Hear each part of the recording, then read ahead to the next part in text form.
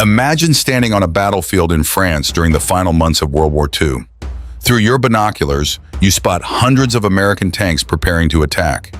Giant artillery pieces line the hills. Endless trucks carry fresh supplies toward the front.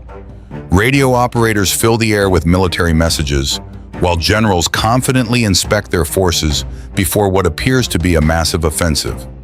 Every sign points to one conclusion. A powerful American army is gathering just across the river.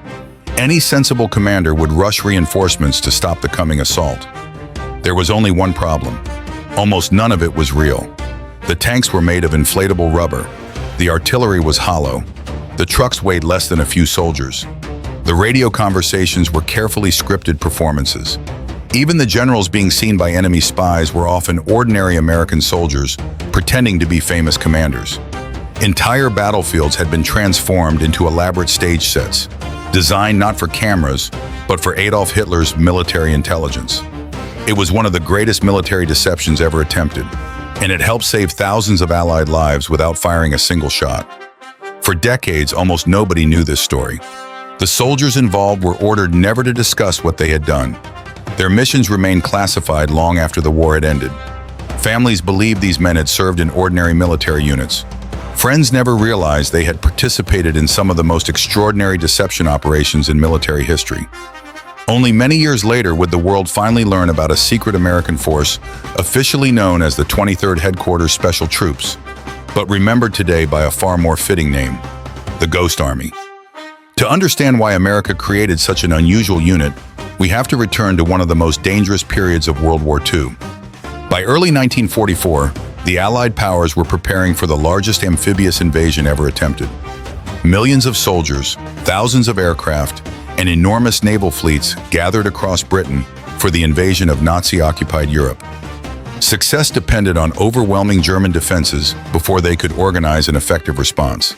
If the invasion failed, the war could continue for years, costing hundreds of thousands more lives. The Allied commanders understood something extremely important. Winning battles did not always require destroying the enemy. Sometimes it was enough to convince the enemy to make the wrong decision. Military deception had existed for thousands of years. Ancient generals hid troops behind hills, built fake campfires, spread false information through captured spies, and tricked enemies into attacking empty positions. But modern warfare had changed everything. By World War II, armies relied on aircraft, radio intercepts, reconnaissance photographs, intelligence networks, and long-range observation. Fooling an enemy had become far more difficult than it had been in ancient times. That challenge inspired an extraordinary idea. Instead of simply hiding Allied forces, why not create entire armies that never existed? The responsibility for turning that impossible idea into reality eventually fell to one of the most unusual military units ever assembled. Unlike ordinary combat divisions, the Ghost Army was not built around experienced infantry or armored crews. It was built around imagination. The United States Army searched for men whose talents had almost nothing to do with traditional warfare. They recruited artists capable of painting convincing camouflage, architects who understood perspective in large-scale construction, advertising designers skilled at creating visual illusions, engineers who could solve unusual technical problems, set designers who had worked in theater productions, professional illustrators, sculptors, photographers, and creative thinkers from civilian life suddenly found themselves wearing American uniforms. Many had never imagined they would play such an important role in defeating Nazi Germany. Some had studied at prestigious art schools before the war interrupted their careers. Others worked in advertising agencies creating billboards, magazine illustrations, or commercial displays. Several would later become famous painters, fashion designers, architects, and industrial artists after returning home. At the time, however, they were simply young Americans asked to use creativity as a weapon. The Army believed these unusual skills could accomplish something conventional soldiers never could: create believable illusions on an enormous scale. The first challenge was surprisingly simple in theory, but incredibly difficult in practice. How could a handful of soldiers convince German reconnaissance aircraft that an entire armored division had appeared overnight? The answer came from rubber. Military engineers developed inflatable versions of Sherman tanks, artillery pieces, trucks, anti-aircraft guns, and armored vehicles. When fully inflated, they looked remarkably convincing from several hundred feet in the air. Their dimensions matched real equipment almost perfectly. Shadows fell naturally across their surfaces. Carefully painted details completed the illusion. To enemy pilots flying at high speed, they appeared completely authentic. Even more remarkable was how practical they became. A real Sherman tank weighed over 30 tons. An inflatable version could be carried by only a few soldiers. Within minutes, teams could unload rubber tanks from trucks, inflate them using portable air compressors, and arrange them across fields exactly as a real armored unit would position its vehicles. Entire battalions seemed to appear almost magically where nothing had existed only hours earlier. Visual deception alone was not enough. German intelligence gathered information in many different ways. If reconnaissance pilots photographed hundreds of tanks but intercepted no radio traffic, suspicion would immediately grow. Likewise, if radio operators detected heavy military communication but aircraft found no vehicles, the deception would quickly collapse. Everything had to work together. To solve that problem, the Ghost Army included a specialized radio company whose mission was unlike anything else in the American military. These operators became professional impersonators. Instead of sending ordinary military messages, they carefully copied the exact radio habits of real American divisions. Every unit had its own communication style. Certain operators used recognizable rhythms while transmitting Morse code. Others preferred specific abbreviations or procedures. German intelligence analysts studied these patterns constantly. The Ghost Army studied them even more carefully. Radio specialists practiced until they could perfectly imitate entire divisions. Sometimes they spent days transmitting thousands of fake messages describing troop movements, supply requests, engineering work, fuel deliveries, artillery preparations, and routine military administration. Every transmission supported the illusion already being created by inflatable tanks positioned nearby. The battlefield itself had become an enormous stage. But one final problem remained. Even if German aircraft saw fake tanks and intercepted convincing radio traffic, experienced observers might still notice something missing. Armies make noise. Huge armies make an incredible amount of noise. The Ghost Army would soon solve that problem in one of the most brilliant ways imaginable. The answer arrived from Hollywood, not from movie stars, but from sound engineers. Before the war, some members of the Ghost Army had worked in recording studios where they captured everything from orchestras to city streets. Others specialized in audio engineering, microphones, and large-scale sound production. The military realized these skills could become one of the most powerful weapons ever used in psychological warfare. The Army secretly partnered with sound experts to record an extraordinary collection of battlefield noises. Real Sherman tanks were driven across different types of roads, while highly sensitive microphones captured every mechanical detail. Armored vehicles crossing wooden bridges, trucks changing gears, bulldozers digging defensive positions, engineers constructing bridges, artillery batteries moving into firing positions, soldiers marching, metal tracks grinding against pavement, engines idling before dawn, and countless other sounds were carefully recorded. Thousands of individual audio clips were collected. The recordings were then professionally mixed into complete battlefield soundscapes. The result was astonishing. Instead of hearing one or two vehicles, listeners would hear what sounded like an entire armored division advancing toward the front. Powerful loudspeaker systems were mounted onto armored vehicles capable of broadcasting these recordings over remarkable distances. Under favorable weather conditions, the sounds could travel for more than 15 miles across the countryside. German patrols listening from distant positions heard exactly what they expected to hear. Columns of tanks, hundreds of trucks, heavy engineering equipment, entire armies moving into position. The battlefield had become an enormous theater production where sound itself was carefully scripted. But even perfect sound, fake tanks, and convincing radio traffic were not enough. Human intelligence remained one of Germany's greatest strengths. Enemy spies constantly observed roads, railway stations, villages, restaurants, cafes, and hotels searching for clues about Allied troop movements. German intelligence officers questioned civilians, studied supply deliveries, watched military police, and carefully noted which senior officers appeared in different regions. The Ghost Army decided to fool them as well. Certain soldiers became professional actors. Instead of simply wearing ordinary uniforms, they dressed exactly like officers from divisions they were pretending to represent. Some even adopted the personalities of famous American commanders. They drove through nearby towns in clearly marked military jeeps. They visited cafes filled with civilians. They casually discussed imaginary military operations loudly enough for enemy informants to overhear. Sometimes they intentionally complained about moving thousands of tanks into new positions. Other times they spoke about bridges being built, fuel shortages delaying armored divisions, or artillery preparing for an offensive. Everything was carefully planned. Nothing was accidental. If German spies reported seeing important American officers near a particular village, aerial reconnaissance would later discover hundreds of tanks nearby. Radio operators would simultaneously increase communications from that exact location. Night after night, powerful speakers would broadcast the sounds of arriving convoys. Every piece supported every other piece. The illusion became almost impossible to separate from reality. Creating these fake battlefields required astonishing speed. The Ghost Army often operated only a few miles behind the front line.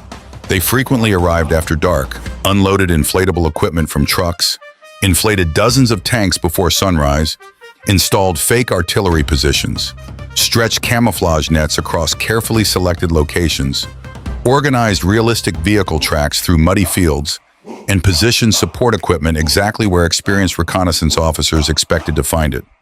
By morning, an entire American division appeared to have arrived overnight. Sometimes they completed the entire operation in only a few hours. The danger was enormous. Unlike ordinary support units, the Ghost Army deliberately worked close enough for German reconnaissance aircraft, artillery observers, and occasionally even enemy patrols to discover them. If German soldiers realized the deception before American combat divisions completed their movements, the consequences could become catastrophic. Many members carried rifles they hoped never to use. Their greatest weapon was not firepower. It was convincing the enemy that someone else was standing where they actually stood. One of their earliest major deception missions took place after the Allied breakout from Normandy during the summer of 1944. Following the success of D-Day, Allied armies advanced rapidly across France. Speed became essential. German commanders desperately searched for weak points where they could organize effective resistance. Every successful deception operation forced them to waste valuable time preparing defenses against attacks that would never happen.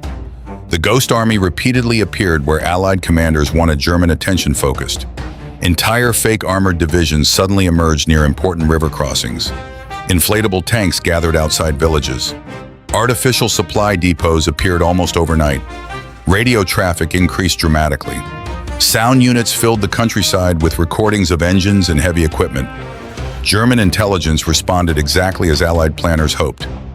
Reconnaissance photographs confirmed large military concentrations. Intercepted radio traffic appeared completely authentic.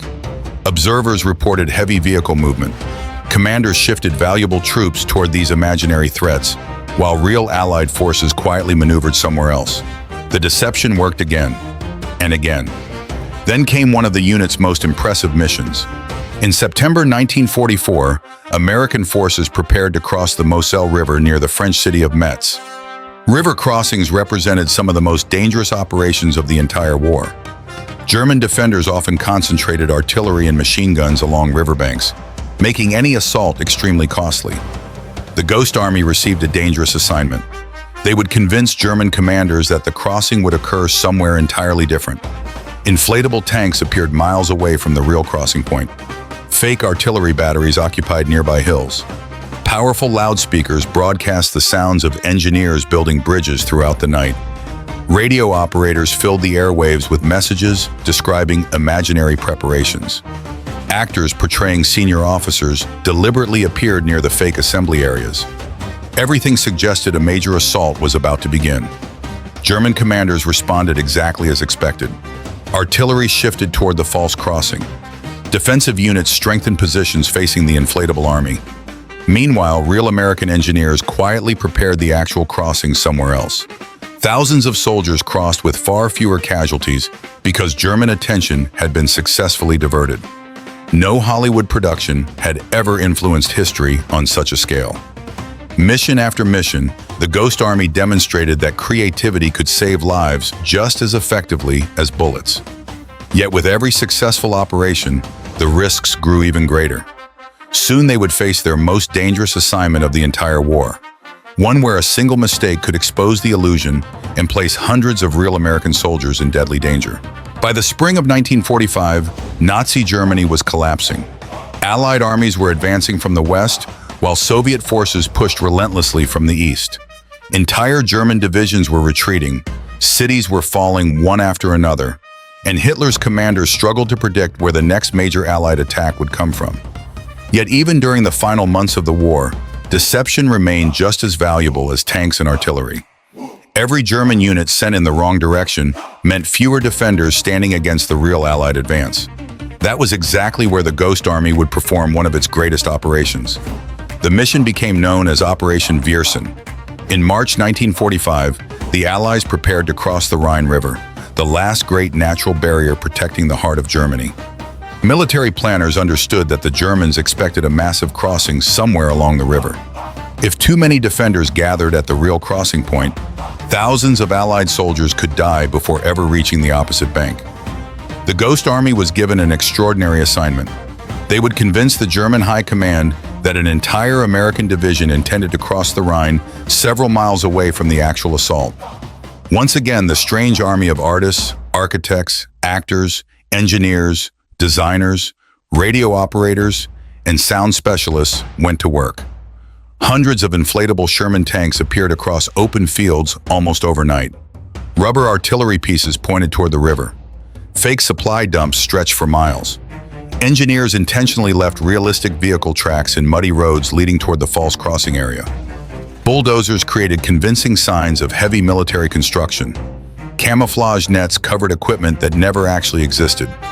Everything looked exactly like preparations for one of the largest river assaults of the war.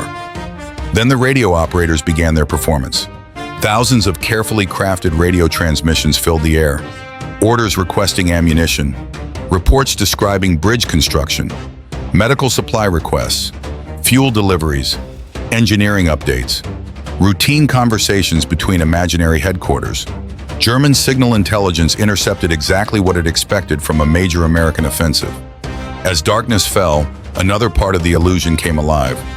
Powerful loudspeaker trucks rolled quietly into carefully selected positions.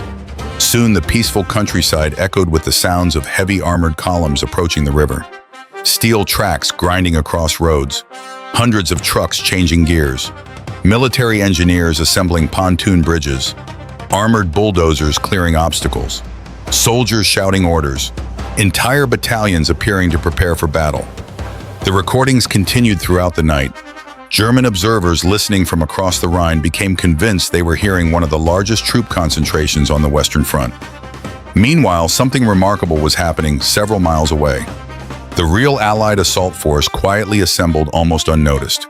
Real tanks, real engineers, real infantry, real artillery, protected by an army that existed almost entirely inside the enemy's imagination. German commanders shifted valuable troops toward the fake crossing area, while the genuine assault developed elsewhere.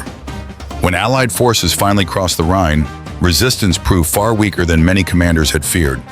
No single deception operation won the battle by itself, but together these carefully planned illusions saved countless Allied lives by forcing the Germans to defend places that were never actually attacked. Operation Viersen became one of the Ghost Army's finest achievements. By the end of the war, the unit had participated in more than 20 major deception missions across Europe. Military historians estimate their operations helped protect the movements of tens of thousands of American soldiers. Many officers later believed that the Ghost Army directly saved thousands of lives by preventing unnecessary battles and confusing German commanders during critical operations. Yet the remarkable story did not end with victory. When Germany finally surrendered in May 1945, the Ghost Army quietly disappeared. There were no victory parades celebrating inflatable tanks, no newspaper headlines praising fake radio operators, no public ceremonies honoring actors who had pretended to be generals. Instead, every member received the same instruction: remain silent. Their missions remained classified. The inflatable tanks were packed away. The sound recordings disappeared into military archives. Official reports were locked behind government secrecy. Many veterans returned home without telling even their families what they had actually done during the war. Friends believed they had served in ordinary support units. Children grew up never knowing their fathers had helped fool one of history's most dangerous armies. Some of those soldiers returned to the careers they had left behind before the war. Artists resumed painting, architects designed buildings, advertising executives created famous campaigns, fashion designers transformed the post-war industry, illustrators worked for major magazines, photographers documented a rapidly changing America. Several eventually became internationally respected figures in art, design, and architecture. Yet for decades, almost nobody connected their remarkable civilian careers with the extraordinary deception unit in which they had served. Only many years later did historians begin uncovering the truth. Previously classified military documents slowly became public. Veterans finally shared stories they had protected for decades. Old photographs revealed entire battlefields filled with inflatable tanks. Sound recordings demonstrated how convincing the fake armies had sounded. Military planners openly acknowledged that these operations had played a significant role during the final campaigns of World War II. The Ghost Army finally received the recognition it had quietly earned. Today, military academies around the world study their operations alongside some of history's greatest examples of deception. Their techniques influenced generations of psychological warfare specialists, intelligence officers, camouflage experts, and military planners. Modern armies continue using many of the same principles developed by those remarkable American soldiers. Not because technology has remained the same, but because human psychology has not. People still believe what they expect to see. They still trust convincing stories. They still react to believable illusions. The Ghost Army understood that better than almost anyone before them. Looking back, perhaps the most extraordinary part of their story is not that inflatable tanks fooled German reconnaissance aircraft. It is that a group of artists, actors, architects, designers, photographers, engineers, and sound technicians became one of the most effective military units of the Second World War without relying on overwhelming firepower.